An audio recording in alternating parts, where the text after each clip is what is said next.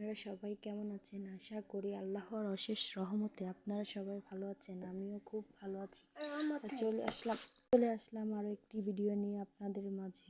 যদি আপনাদের কাছে ভালো লেগে থাকে অবশ্যই লাইক, কমেন্ট এবং সাবস্ক্রাইব করে আমার পাশে থাকবেন। এখন ঘড়িতে ঠিক 6টা 30 বাজে।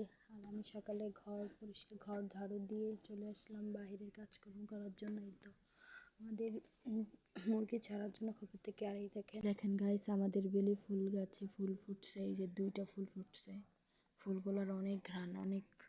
আর বাড়াবো না, দেখতে থাকেন আমার ভিডিওটা।